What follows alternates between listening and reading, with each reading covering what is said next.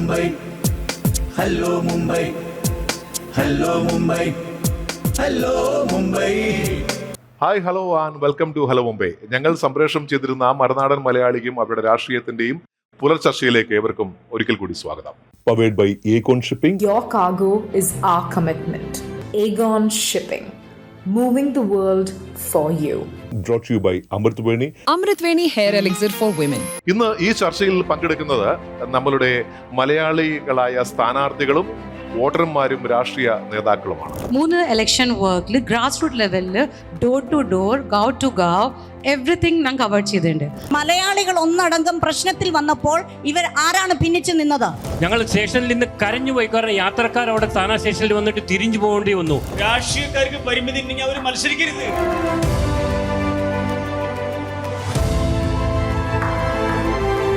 നമ്മൾ മലയാളി സമാജങ്ങളുടെ പ്രവർത്തനത്തിന് ഏകദേശം 100 കൊല്ലത്തെ പഴക്കമുണ്ട് ബോംബെയിൽ.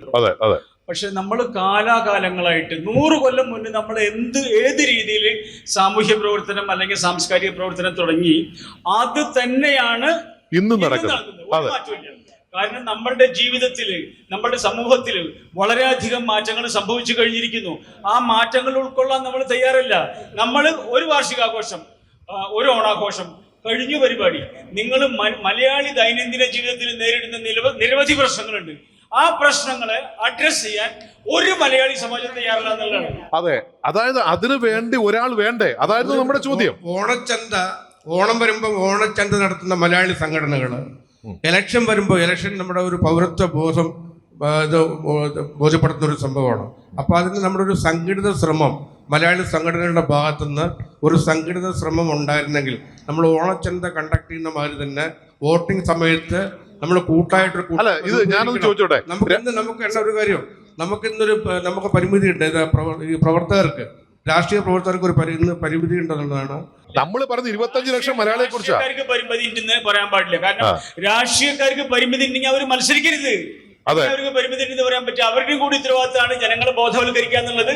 അവരുടെ കൂടി ഉത്തരവാദിത്തമാണ്. അവർക്ക് വോട്ടുണ്ടോ എന്ന് നോക്കുക എന്നുള്ളത് അവരുടെ കൂടി ഉത്തരവാദിത്തമാണ്. മലയാളി സമാജത്തിന്റെ ഒരു നല്ല ലെറ്റർ ഹെഡ് ഉണ്ടെങ്കിൽ നിങ്ങൾ പോയി കളക്ടർ ഓഫീസിൽ ഒരു വോട്ടർ ക്യാമ്പ് വേണ്ടി you can apply. It is not a big deal. Immediately അതുങ്ങൾ വന്ന് നിങ്ങളുടെ നമുക്ക് ഇരിക്കുന്നിടത്ത് കിട്ടണം. കൂടുതൽ ശ്രമങ്ങൾ നടത്താൻ മുന്നോട്ട് പോവുകയില്ല. മലയാളി തയ്യാറാകുന്നില്ല. ആ മാറ്റം വേണ്ടേ? ഇല്ലേ? ഞങ്ങളുടെ ഓഫീസിൽ പാർട്ടിയുടെ നമ്മൾ മലയാളികൾക്ക് പ്രത്യേകം വിളിച്ച് സൗത്ത് ഇന്ത്യൻസിന് അവരുടെ വോട്ടർ ഐ ഡി ആവട്ടെ, ലാഡ്കി ബഹൻ സ്കീം മലയാളികൾക്ക് ഭയങ്കര മടിയാണ്. നമുക്കും കിട്ടൂല, മലയാളിക്ക് കിട്ടില്ല. നമ്മൾ അവരെ ഓരോരുത്തരെയും വിളിപ്പിച്ച് ആ സ്കീമിൽ ഇൻക്ലൂഡ് ചെയ്ത് ഇന്നും അവർക്ക് കിട്ടുന്നുണ്ട്. എല്ലാം പൊളിറ്റിക്കൽ പാർട്ടിയിൽ ഒരു സൗത്ത് ഇന്ത്യൻ സെൽ ഉണ്ട്. That itself is a recognition. Majority ഉണ്ട്. We are recognised by every political party. Let's make use of it. അതെ, ഇപ്പൊ ഇവിടെ ഇരിക്കുന്ന രമേശ് സൗത്ത് ഇന്ത്യൻ സെല്ലിന്റെ വൈസ് പ്രസിഡന്റ്. അപ്പൊ രമേശ് ഇവരോട് പറയാറില്ലേ, ഈ സമാജങ്ങളോട് പറയണ്ടേ? നമ്മളെ കൊണ്ട് സാധിക്കുന്ന തരത്തിലുള്ള അറിയിപ്പ് സമാജങ്ങളുടെ പ്രധാന ആൾക്കാരെയൊക്കെ വിളിച്ച്. പക്ഷെ നിങ്ങൾ അപ്രോച്ച് ചെയ്യണ്ടോ? ഞാൻ ചോദിച്ചത് ഏതെങ്കിലും സമാജംകാര് രമേശിനെ അപ്രോച്ച് ചെയ്യണ്ടോ? ഞങ്ങൾക്ക് ഇങ്ങനെ പ്രശ്നമുണ്ട്, ഒന്ന് ചെയ്തു കൊടുക്കും. അതെന്താണ് അങ്ങനെ ചെയ്യാറില്ലല്ലോ. രാഷ്ട്രീയ രംഗത്ത് പ്രവർത്തിക്കണമെന്ന് പറയുമ്പോൾ മലയാളികളുടെ പ്രശ്നങ്ങൾ ഒതുങ്ങി നിൽക്കാതെ സാമൂഹ്യ പ്രശ്നങ്ങൾ, മറ്റുള്ള സാമൂഹ്യ പ്രശ്നങ്ങളിൽ നമ്മൾ ഇടപെടാറുണ്ടോ?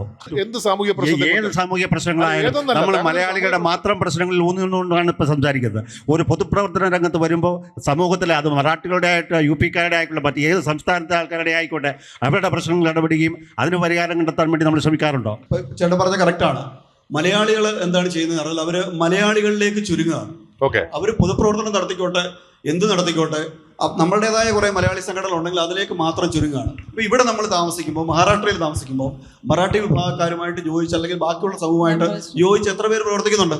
നമ്മൾ മുഖ്യധാരയിലേക്ക് വരുന്നില്ല എന്ന് എല്ലാവരും പറയുന്നു. എങ്ങനെ മുഖ്യധാരയിലേക്ക് വരും? വിവിധ ഓർഗനൈസേഷനിൽ പ്രോബ്ലം എന്താണ്? അവിടെ ഇരിക്കുന്ന കമ്മിറ്റിയും കോർ കമ്മിറ്റിയും ഭൂപേഷ് ബാബു ചേട്ടൻ പറഞ്ഞ മാതിരി ഓൾ സിസ്റ്റം പ്രോട്ടോകോൾ ഫോളോ ചെയ്യുന്ന പൊളിറ്റിക്കൽ പാർട്ടിയുടെ ഓരോ ഹെൽപ്പോ അല്ലെങ്കിൽ ഇൻഫർമേഷൻ പ്രൊവൈഡിങ്ങിന് വരെ ആ പ്ലാറ്റ്ഫോം യൂട്ടിലൈസ് ചെയ്യുന്നില്ല. മറ്റൊരു വലിയ പ്രശ്നം എന്താണെന്ന് അറിയോ? അപ്പോൾ ചോദിച്ചു എന്തുകൊണ്ട് മലയാളികൾ രാഷ്ട്രീയ രംഗത്തേക്ക് കൂടുതൽ വരുന്നില്ല, അവരെ എന്തുകൊണ്ട് അറിയപ്പെടുന്നില്ല. ഏറ്റവും വലിയ പ്രശ്നം ചിന്തിച്ചു നോക്ക്. ഇപ്പം മലയാളികളുടെ എന്തെല്ലാം പരിപാടികൾ നടക്കാറുണ്ട്. അവിടെ നിങ്ങൾ എത്ര രാഷ്ട്രീയത്തിന് മുൻപന്തിയിൽ നിന്ന് പ്രവർത്തിക്കുന്ന പ്രവർത്തകരെ നിങ്ങളുടെ പരിപാടിക്ക് വിളിക്കാറുണ്ട്? ഒരു പരിപാടിക്ക് പോലും മലയാളികളായ ആരെയും വിളിക്കാറില്ല. അതൊരു രഹസ്യമായിട്ട് വിളിച്ചു പറയും, ഞങ്ങളുടെ ഒരു വലിയ പരിപാടി ഉണ്ടായിരുന്നു, അല്ലെങ്കിൽ സാറിനെ വിളിക്കണം താല്പര്യം ഉണ്ടായിരുന്നു. പക്ഷേ ഞങ്ങളുടെ സംഘടനയിൽ ഒരുപാട് രാഷ്ട്രീയ പാർട്ടികളുള്ളതുകൊണ്ട് നിങ്ങൾക്ക് ഞങ്ങൾ വിളിക്കാൻ പറ്റില്ല, നിങ്ങളെ വിളിച്ചു പോയി ഞങ്ങളുടെ സംഘടനയ്ക്ക് അത് പ്രശ്നം ഉണ്ടാവും. പക്ഷേ ഇവർക്ക് രഹസ്യമായിട്ടുണ്ടാകുന്ന പ്രശ്നങ്ങൾക്ക് പരിഹാരം ഉണ്ടാക്കിക്കൊണ്ട് അവർ പോകും. ഞങ്ങളെ വിളിക്കാൻ അവർക്ക് മടിയാണ്. അപ്പം ഞാൻ പറയട്ടെ, ഞാനൊരു കാര്യം പറയും. ഇപ്പൊ ഇവിടുത്തെ ആൾക്കാരുടെ മുമ്പിൽ നമുക്ക് എങ്ങനെയാണ് പിന്തുണ കിട്ടുന്നത്? നമ്മളെ വലിയ ആളായിട്ട് എങ്ങനെ കരുതണം? നമ്മുടെ പിന്നിൽ ഒരു സമൂഹം കുറച്ച് നിൽപ്പുണ്ടെന്ന് അവർക്ക് അതിനൊരു അവസരം ഒരു മലയാളി സംഘടനകൾ തരാറില്ല. മീര റോഡില് അല്ലെ മീര ഭയന്തറില് അങ്ങനെ ഒരു പ്ലാറ്റ്ഫോം നമ്മൾ ഉണ്ടാക്കിയിട്ടിട്ടുണ്ട്. അതുകൊണ്ടാണ് ഞാൻ എന്ന് പറയുന്ന വ്യക്തി ഇലക്ഷന് നിന്നപ്പോൾ ഈ ബോംബെ എന്നുള്ള സാറും ജയന്തൻ സാറും ഒക്കെ ഉൾപ്പെടെയുള്ള മലയാളികൾ രാഷ്ട്രീയത്തിൽ നിൽക്കുന്ന അനേകരെ നമ്മൾ വിളിച്ചു. അവര് നിങ്ങളുടെ രാഷ്ട്രീയത്തിൽ പ്രവർത്തിക്കുന്നുണ്ടാണ് വന്നത്. അല്ല അതല്ല പറഞ്ഞേ അങ്ങനെയല്ല പറഞ്ഞേ. ഈ ഇരിക്കുന്ന രണ്ടുപേരല്ലേ വന്നുള്ളൂ, ബാക്കി ഇവിടെ ഇരിക്കുന്ന എല്ലാ വോട്ടർമാരുടെ രാഷ്ട്രീയ നേതാക്കളുണ്ട്. മനസ്സിലായി? ഒരു നിമിഷം, ചേട്ടനോട് ചോദ്യം ഇതാണ്. നിങ്ങൾ ഇത്ര വലിയൊരു പ്രോഗ്രാം ഈ അടുത്തേക്ക് നടത്തി ഇല്ലേ? നിങ്ങൾ എന്തുകൊണ്ട് രാഷ്ട്രീയക്കാരെ വിളിച്ചില്ല? ഞങ്ങൾ ലോക്കൽ രാഷ്ട്രീയക്കാരെ വിളിക്കാറുണ്ട്, ഇവിടുത്തെ ആൾക്കാരെ. അല്ലല്ല, അവര് പുള്ളിക്കാരൻ അദ്ദേഹം പറഞ്ഞത്, രമേശ് പറഞ്ഞത്, നിങ്ങൾ മലയാളികളെ വിളിച്ചാലല്ലേ ഞങ്ങൾക്ക് ഇങ്ങനെ ഒരു നേതാവുള്ളൂ എന്ന് 100 പേര് അറിയൂ. നിങ്ങൾ അതെന്തുകൊണ്ട് വിളിക്കുന്നില്ല? അല്ല, അവരെയല്ലേ വിളിക്കേണ്ടത് അല്ലേ? തീർച്ചയല്ലേ? അതിനോട് എക്സ്പീരിയൻസ് പറയാം.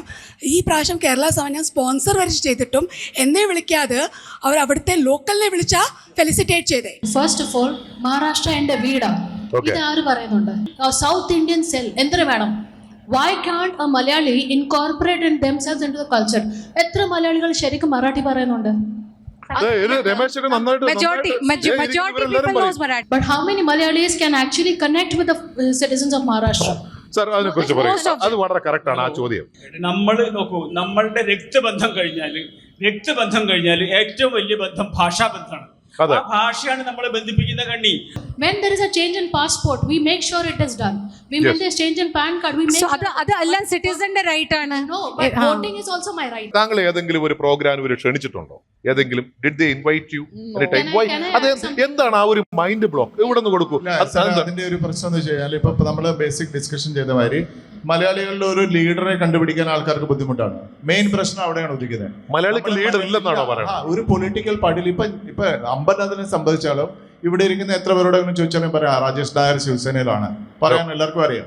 പക്ഷേ ഞാനിപ്പോൾ എല്ലാ സംഘടനയിലും ഉള്ള കാരണം ഞാൻ അവിടെ പോകാറുണ്ട്. പക്ഷെ മിക്കവാറും പൊളിറ്റിക്കലി ഇതായിട്ടായിരിക്കില്ല പോകുന്നത്. അത് ഞാൻ ചോദിക്കുന്നത്, ഇന്ന പാർട്ടിയിൽ, ഏത് പാർട്ടി ഉണ്ടെങ്കിൽ ഇന്ന പാർട്ടിയിൽ പ്രവർത്തിക്കുന്ന ഒരു രാഷ്ട്രീയ നേതാവാണ് ഇദ്ദേഹം, സോ ആൻഡ് സോ പേഴ്സൺ, ആര് വേണായിക്കോട്ടെ, സേ അജയേട്ടനെ വേദിയിലേക്ക് ക്ഷണിക്കുന്നു, അങ്ങനെ പറഞ്ഞുകൂടെ? അപ്പം രമേശ് പറഞ്ഞ പോലെ അവിടെ എന്തിനാണ് ഭയം? എന്തിനാണ് മാറ്റി നിർത്തുന്നത്?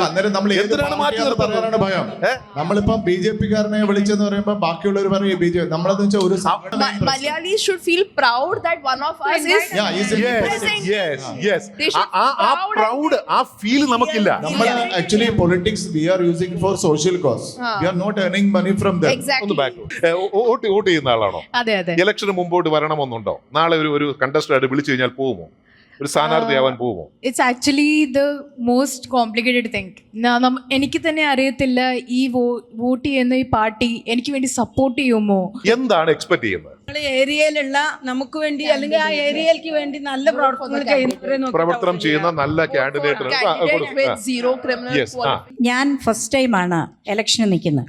എനിക്ക് പരിചയമില്ലാത്തൊരു ഏരിയയിലാണ് ഞാൻ നിന്നത്. എൻ്റെ വാർഡല്ല. പക്ഷെ എനിക്ക് കിട്ടിയിരിക്കുന്ന വോട്ട് എന്ന് പറയുന്നത് എൻ്റെ വിജയമായിരുന്നു. കാരണം ഒരുപാട് പേര് ഏരിയ മാറി വന്ന് ചെയ്തു. നാളെ ഇങ്ങനെ ഒരാൾ ഇവിടെ നിൽക്കുകയാണെങ്കിൽ, അമ്പർനാഥ്, നിങ്ങളുടെ സ്ഥലം അമ്പർനാഥ് അല്ലേ, ഇവിടെ ഇവിടെ നിൽക്കുകയാണെങ്കിൽ മുമ്പോട്ട് വന്ന് അവർക്ക് വേണ്ടി വർക്ക് ചെയ്യുമോ? തീർച്ചയായിട്ടും അവർക്ക് വർക്ക് ചെയ്യാൻ തയ്യാറാണ്. പിന്നെ എവിടെയാണ് പ്രശ്നം? മലയാളികളെ വന്നിട്ട് ആരും അങ്ങനെ നമ്മളോട് റിക്വസ്റ്റ് ചെയ്യാറില്ല ഞങ്ങൾക്ക് വേണ്ടി പ്രവർത്തിക്കണമെന്ന്. അത് മലയാളി നിന്നാലും മറ്റുള്ളവർ നിന്നാലും ഇല്ല. അവരുടെ ഒരു ഗ്രൂപ്പ് ഉണ്ടാക്കും. ആ ഗ്രൂപ്പിനെ സത്യം പറഞ്ഞത് ഇതിൽ പറയാമോ എന്ന് നമുക്ക് അറിയില്ല. ഡെയിലി വേജസ് കൊടുത്തിട്ട് കുറച്ച് ആൾക്കാരെ കൊണ്ട് നടക്കും പ്രവർത്തനം എന്ന് പറഞ്ഞിട്ട്. അവര് പ്രവർത്തനമൊന്നുമില്ല. അത്രേ ഉള്ളൂ. അല്ലാതെ അവര് അതേപോലെ നമ്മളെ പ്രവർത്തിക്കാൻ ഡോർ ടു ഡോർ പോവാനോ നമ്മളുടെ വീട്ടിലും ഇതുപോലെ ഡോർ ടു ഡോർ ആരും വരാനോ തയ്യാറല്ല. പിന്നെ ഒരു സമുദായ സംഘടനയിൽ വന്നിട്ട് ഒരു രാഷ്ട്രീയക്കാരൻ വന്നിട്ട് വോട്ട് ചോദിക്കില്ല, അല്ലെങ്കിൽ നമ്മുടെ പ്രസിഡന്റോ സെക്രട്ടറിയോ ആരായാലും നമ്മളോട് പറയില്ല നിങ്ങൾ ഇന്ന ആൾക്ക് വോട്ട് ചെയ്യണമെന്ന്. കാരണം അല്ല എന്താ വോട്ട് വെച്ചാ- അങ്ങനെ അല്ല, അങ്ങനെ അതെ, അങ്ങനെ അല്ല, പറയേണ്ട ഒരു കാലം വരണം. അല്ല, അങ്ങനെ ഒരു പറയാൻ- കാലല്ലേ? അല്ല, തീർച്ചയായിട്ടും തീർച്ചയായിട്ടും അവിടെയാണ് പ്രശ്നം. അവിടെയാണ് പ്രശ്നം. ഒരു മിനിറ്റ് സർ, ഒരു നിമിഷം. ഒരു മിനിറ്റ് സർ. ഇവിടെ കോർപ്പറേഷൻ ഇലക്ഷൻ നടന്നപ്പോൾ ഞങ്ങളെ ശാഖയിലുള്ള എല്ലാവരും വിളിച്ചു. ഓരോ വീട്ടിൽ നിന്ന് ഓരോരുത്തർ വിളിച്ച് വിത്ത് നമ്മളെ കാൻഡിഡേറ്റ് അവർ വന്ന് എടുത്തിട്ട് പറഞ്ഞു നമ്മൾക്ക് ഏരിയയിലേക്ക് വേണ്ടി ചെയ്യേണ്ട ആൾക്കാർ ഇവരാണ്, ഇവർക്ക് തന്നെ വോട്ട് ചെയ്യണമെന്ന് ഞാൻ തീർച്ചയായിട്ടും അവരെല്ലാം പറഞ്ഞു. അങ്ങനെ പറഞ്ഞു, ധൈര്യമായിട്ട് ഞാൻ പറഞ്ഞു. ഞാൻ പറയുന്നത് ചേട്ടാ ഇതിനല്ല. I will disagree. A lot of Samajam come to us and they say that we have 500 votes, we have 1000 votes, give us 1 lakh, give us 50,000. ഈ deal ആവണ്ട. അതാണ് ഡീല് കേട്ടാ. ആ ചിരിക്കേണ്ട വിജയനൊക്കെ ഉയരുണരും പാളങ്ങൾ നിശയില്ലാ ജീവിതയാത്രകൾ. ഞാൻ വർക്ക് ചെയ്യുന്ന സംഘടന, ഞാൻ പ്രവർത്തിക്കുന്ന സംഘടന താനയിലെ Lake City Malayali welfare association. അവരുടെ സംഘടനയുടെ ആൾക്കാരും കമ്മിറ്റി മെമ്പേഴ്സും പ്രസിഡന്റ് സെക്രട്ടറി എല്ലാവരും എൻ്റെ കൂടെ ഉണ്ടായിരുന്നു. അവരൊന്നിച്ച് നിന്ന് പറയുകയും ചെയ്തു ശശികുമാറിനോടൊപ്പം ഉണ്ടെന്നുള്ളത്. അപ്പോൾ ആ ധൈര്യം എനിക്ക് കിട്ടി, അതാണ് എനിക്കുള്ള പ്രചോദനം. ഇതൊക്കെയാണ് സത്യമെങ്കിൽ ഈ മലയാളി സ്ഥാനാർത്ഥികളെ തോൽപ്പിച്ചത് ആര്? മലയാളി വോട്ട് കിട്ടി മലയാളി ജയിക്കില്ല. എല്ലാ മലയാളി ഒന്നിച്ചൊരു സ്ഥലത്ത് താമസിക്കണമെന്നല്ല. അതായത് അദ്ദേഹം രമേശ് പറഞ്ഞതുപോലെ അവരെ വേദിയിൽ വിളിച്ച് ഇത് ഷീജ മാത്യു ആണ്, ഇത് അഡ്വക്കേറ്റ് റാണയാണ്, ഇത് ഇന്ന് സാറേ, അത് ഞാൻ അനുഭവിച്ചു. എന്റെ ചർച്ചില് ഞാൻ ചെയ്യുന്ന സംഘടനകൾ, അത് മതസംഘടനകളായിക്കോട്ടെ, എല്ലാവരും വിളിച്ച് പേഴ്സണലി ഗ്രൂപ്പിലായാലും പറഞ്ഞു നമ്മുടെ ഒരു വ്യക്തി അവിടെ ഞങ്ങളുടെ വാട്സ്ആപ്പ് ഗ്രൂപ്പിലല്ലേ? അല്ലല്ല, എല്ലായിടത്തും അവർ അറിയിച്ചൊരു കാര്യമുണ്ട്. 3 മലയാളികളാണ് ഞങ്ങളുടെ ഇവിടെ ഇലക്ഷന് നിന്നത്. മാഡം നിങ്ങൾ ഏറ്റവും ഭാഗ്യവതിയാണ്. ഒരു വോട്ട് ഫോഴ്സ് ആയിട്ട് മാറുക, മനസ്സിലായില്ലേ? വോട്ട് ബാങ്ക് ആയിട്ട് മാറുക.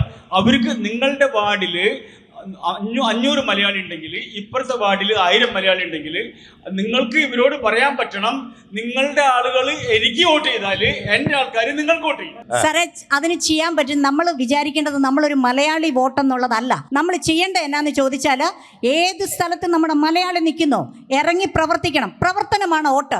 നമ്മൾ ഏറ്റവും അതാണ് വോട്ട്. അല്ല, സോഷ്യൽ മീഡിയ ഉപയോഗിക്കുന്നവരാ. അറ്റ്ലീസ്റ്റ് ആ പ്രൊഫൈൽ നമുക്ക് ഷെയർ ചെയ്യാം, ഈ ആൾ വോട്ട് ചെയ്യാൻ വേണ്ടി അഭ്യർത്ഥിക്കാം, അതൊക്കെ ചെയ്യാമല്ലോ. ചെയ്യാം. എനിക്ക് താനേൽ എത്ര പരിചയക്കാരുണ്ടോ അത്രയും പരിചയക്കാർക്ക് എനിക്ക് ഈ വ്യക്തിയെ പരിചയപ്പെടുത്താമില്ലേ?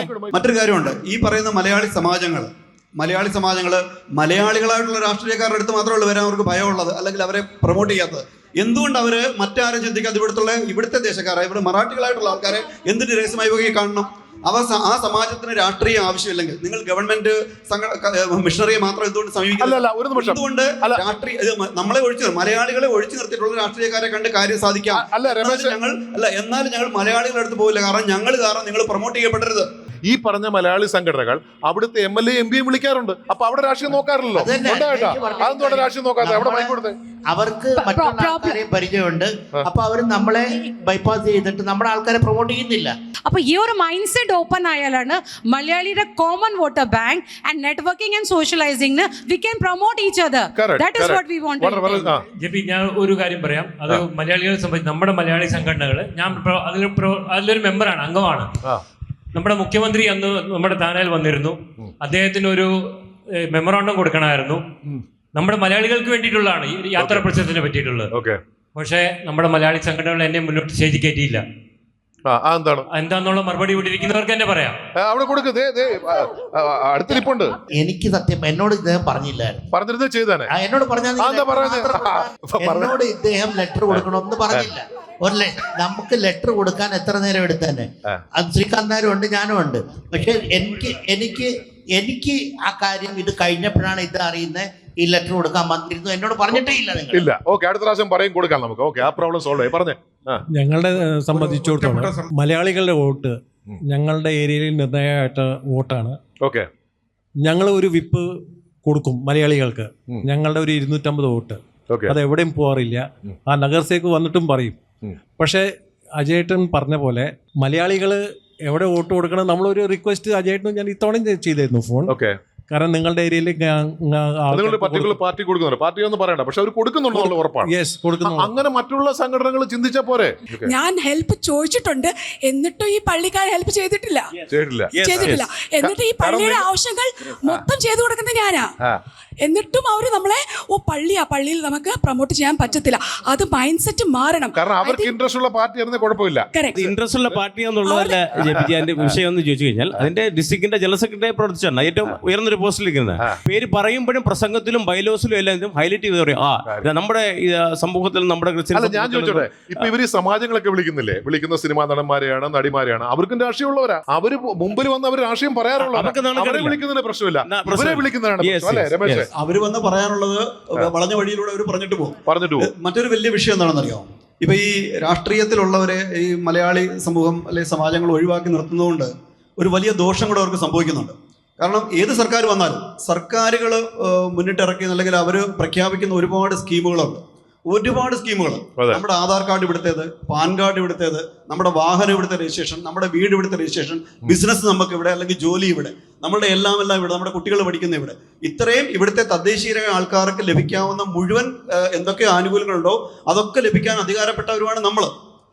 അവർ നമ്മളെ, അതായത് ഈ പൊളിറ്റിക്കൽ ലെവലിൽ വർക്ക് ചെയ്യുന്നവരെ പൂർണ്ണമായി ഒഴിവാക്കുന്നതിലൂടെ ഇത്തരം സഹായങ്ങളൊക്കെ അവരിലേക്ക് എത്തുന്നതുകൂടെ അവർ തടയുകയാണ്. കാരണം ഞാൻ പറയട്ടെ, ഈ മലയാളി സമാജങ്ങളുടെ ഏതെങ്കിലും ഗ്രൂപ്പിൽ നിങ്ങൾക്ക് ഗവൺമെന്റ് ഇങ്ങനൊരു സ്കീമുണ്ട്, ഇന്ന സ്കീം പ്രകാരം ഇന്ന ആൾക്കാർക്ക് ഇന്നത് കിട്ടാൻ സാധ്യതയുണ്ട്, നിങ്ങൾ എത്രയും പെട്ടെന്ന് ഇന്ന ലിങ്കിലുള്ള ഇന്നടത്ത് പോയി അപേക്ഷ കൊടുക്കണം എന്നൊരു വാക്ക് നമുക്ക് ഒരു ഗ്രൂപ്പിൽ എഴുതിയിടാൻ സാധ്യമല്ല. അപ്പൊ ഡിലീറ്റ് ചെയ്തിട്ട് പറയാൻ രാഷ്ട്രീയപരമായ ഒരു പോസ്റ്റുകളും ഈ ഗ്രൂപ്പിൽ അനുവദനീയമല്ല. നഷ്ടം സംഭവിക്കുന്നത് മാത്രമല്ല അല്ലേ? ഷീജ മാത്യു ഒരു ഗ്രൂപ്പാണ്, ടീം ഷീജ മാത്യു. അവിടെ വേറൊരാളെ പോസ്റ്റ് ഇടുമ്പോൾ ഡിലീറ്റ് ചെയ്ത് കളഞ്ഞു. ഞാൻ അനുഭവസ്ഥനാണ്. ഒരു കാര്യം പറയാണ്, ഈ പറയുന്ന ഈ സമൂഹത്തില് 1,60,000 രൂപയുടെ ഒരു പേപ്പർ വർക്ക് 34,400 രൂപയ്ക്ക് കല്യാൺകടി എംസിൽ നിന്ന് നമ്മൾ മാറ്റി കൊടുത്തു, ശരിയാക്കി കൊടുത്തിട്ട് അത് ചെയ്ത് വാങ്ങിച്ചതിന് ശേഷം വിളിച്ചിട്ട് അത് ചെയ്ത ആൾക്കോ ഞാനടക്കം എൻ്റെ കൂടെ നിന്ന ശിവസേനയുടെ ലീഡർ അടക്കം വന്ന് ഒരു ചായ തരാനെ കൊണ്ട് പോലും ഈ സഭയോ ഈ ആൾക്കാരോ തയ്യാറല്ല. അങ്ങനെ ഒരു മെന്റാലിറ്റി എന്താണ് ഭൂപേഷ് സാർ? ഈ രാഷ്ട്രീയക്കാരോട് പൊതുവെ എന്താണ് ഇവർക്ക് ഒരു പ്രശ്നം? പക്ഷെ ഇത് നമ്മൾ ഈ കുറ്റം കുറവുകളും പറഞ്ഞാല് ഒരിക്കലും തീരില്ല. ഇതിനൊരു സൊല്യൂഷനാണ് നമുക്ക് ആവശ്യം. ഇതിൽ പ്രധാനമായിട്ട് എനിക്ക് തോന്നിയിട്ടുള്ളതെന്ന് വെച്ചാല് നമ്മളെ ഇൻഡിസ്പെൻസിബിൾ ആക്കുക. നമ്മളില്ലാണ്ട് ഈ കാര്യം നടക്കാൻ പാടില്ല. നമ്മൾ സമൂഹത്തിൽ എണ്ണപ്പെട്ട ഒരു വ്യക്തിയായി മാറിക്കഴിഞ്ഞാൽ ഇവരൊക്കെ നമ്മുടെ പിന്നാലെ വരും. മനസ്സിലായി? നമ്മൾ ഇൻഡിസ്പെൻസിബിൾ ആയി കഴിഞ്ഞിട്ടുണ്ടെങ്കിൽ നമ്മുടെ അടുത്ത് വന്നേ പറ്റുള്ളൂ. അതുപോലെ നമ്മൾ മലയാളി സമാജങ്ങളുടെ പ്രവർത്തന രീതി മാറ്റാൻ വേണ്ടിയിട്ട് ശക്തമായ നിലപാടെടുക്കുക. കാരണം ഈ മലയാളി സമാജങ്ങളുടെ പ്രവർത്തന രീതി മാറ്റിയേ പറ്റുള്ളൂ. ദൈനംദിന ജീവിതത്തിൽ മനുഷ്യൻ മലയാളി നേരിടുന്ന പ്രശ്നങ്ങൾക്ക് പരിഹാരം കാണാൻ ഇവിടുത്തെ ഓരോ മലയാളി സമാജങ്ങളും ബാധ്യസ്ഥരാണ്. അത് അവരുടെ ഉത്തരവാദിത്വം അവർ നിറവേറ്റിയേ പറ്റുള്ളൂ. അല്ലെങ്കിൽ മലയാളി സമാജങ്ങളുടെ തലപ്പത്ത് അവരിയ്ക്കും. സ്നേഹത്തിൻ സൗഹൃദ ഭൂമിയിൽ അതിരില്ലാ കാഴ്ചയുമായി ഹലോ മുംബൈ. രമേശ് പറഞ്ഞ പോലെ ഒരു ഹെൽപ്പ് വേണമെങ്കിൽ അവിടെ ഉള്ള റൂളിംഗ് പാർട്ടി വേണം നിങ്ങളെ ഹെൽപ്പ് ചെയ്യാൻ. അപ്പൊ അവരുടെ ഒപ്പം നിങ്ങൾ നിന്നുകൂടെ? അതെന്താ ഈ 15 പേരും വിഘടിച്ചു പോകുന്നതിനെ കുറിച്ചാണ് നമ്മൾ സംസാരിച്ചുകൊണ്ടിരിക്കുന്നത്. നമ്മൾ ഒന്നിച്ച് നിൽക്കേണ്ട ആവശ്യമല്ലേ? ഇപ്പൊ ഇതൊരു വോട്ട് ബാങ്ക് എന്ന് പറയാൻ സാധിക്കാത്ത ഒരു അവസ്ഥയിലാണ് നമ്മളുള്ളത്. വോട്ട് ബാങ്കിന് വേണ്ടിയിട്ടുമല്ല, നമ്മൾ യൂണിറ്റി കാണിക്കാൻ വേണ്ടി ഞങ്ങൾ അടുത്ത ഓണാഘോഷ പരിപാടിക്ക് ഇവിടെ നിൽക്കുന്ന എത്ര പേരെ താങ്കൾ വിളിക്കും? പറയും. ഇവിടെ വെച്ച് പറഞ്ഞ കുഴപ്പമില്ല, ഇവരെല്ലാരും വിളിച്ചിരിക്കും. ഓണാഘോഷം നിർത്ത്, നിങ്ങൾ ഓണാഘോഷം വാർഷികാഘോഷം നിർത്ത്.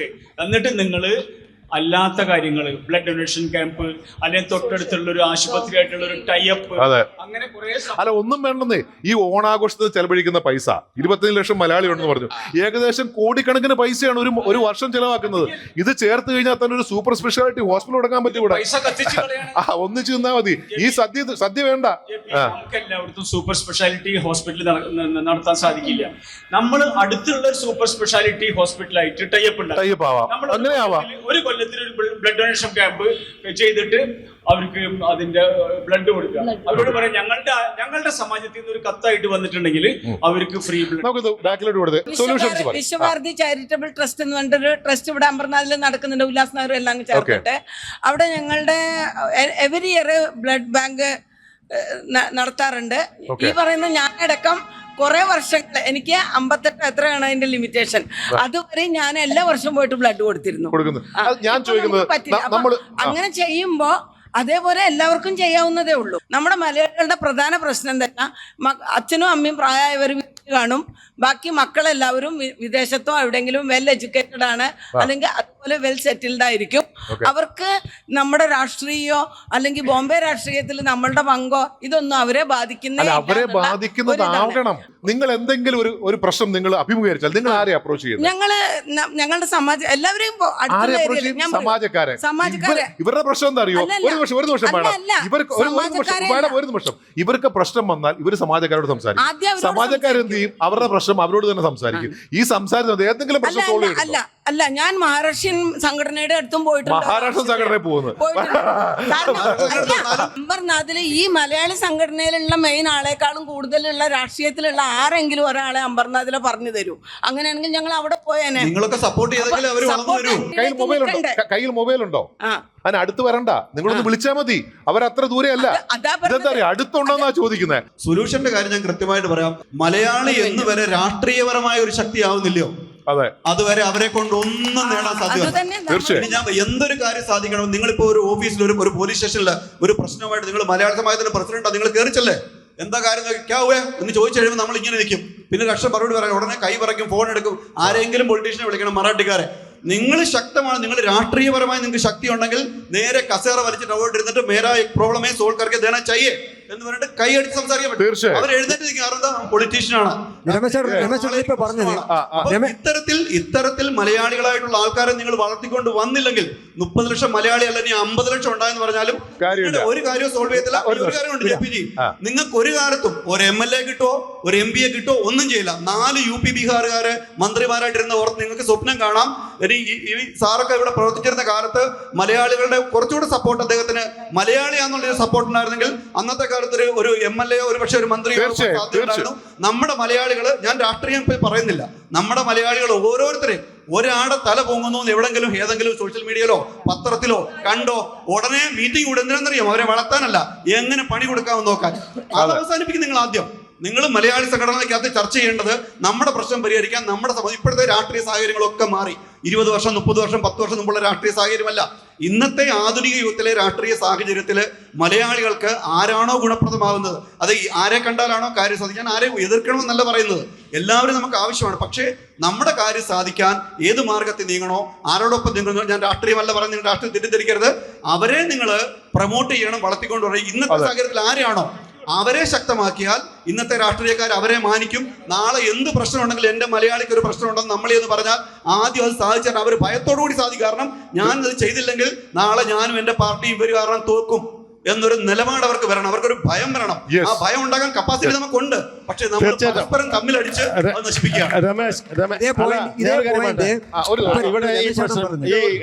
കോർപ്പറേറ്റ് ഇത് നടന്നപ്പോൾ ഇലക്ഷൻ നടന്നപ്പോൾ ഈ കാൻഡിഡേറ്റ് എന്താ പറഞ്ഞു വെച്ചാൽ, ഞാൻ ഇത്രയും വോട്ട് നിങ്ങൾക്ക് തരിക്കും, പക്ഷേ നിങ്ങൾ ഈ ഞങ്ങൾ കുറച്ച് ഇന്ന കാര്യം ചെയ്യണമെന്ന് പറഞ്ഞു. ഈ പ്രശ്നങ്ങൾ വന്നില്ലെങ്കിൽ ഇത്രയും ആളെ കൊണ്ട് ഞാൻ നിങ്ങളെ വീട്ടിൽ വന്നിരിക്കും എന്ന് പറഞ്ഞു. നിങ്ങളെ വീട്ടിൽ വന്നിരിക്കും, നിങ്ങളെ ചെയ്ത് തന്നിരിക്കണം ഞങ്ങൾക്ക്. അപ്പോൾ അവർ തീർച്ചയായും ചെയ്തുതരാം. അവർ പണി തുടങ്ങി ശക്തിയായി നിന്ന് സംസാരിച്ചുകൊണ്ടാണ്. മാഡം പറയും. ശക്തമായ രാഷ്ട്രീയ നിലപാടുള്ള ആളാണ് ഞാൻ. ഇവിടെ വോട്ട് ചെയ്യുന്നുണ്ടെങ്കിൽ വ്യക്തിയെ നോക്കിയിട്ട് മാത്രമേ ചെയ്യുള്ളൂ.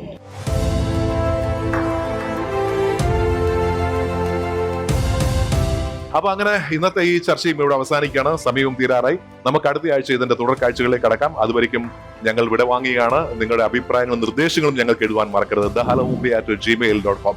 അപ്പം വീണ്ടും കാണാം. Take care and bye. फिर मिलेंगे हम. Hello Mumbai, hello Mumbai, hello Mumbai, hello Mumbai.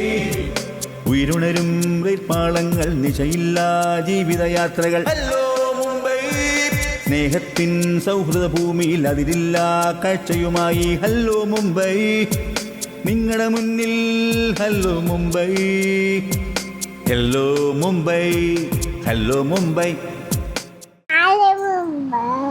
Powered by Aegon Shipping. Your cargo is our commitment. Aegon Shipping, moving the world for you.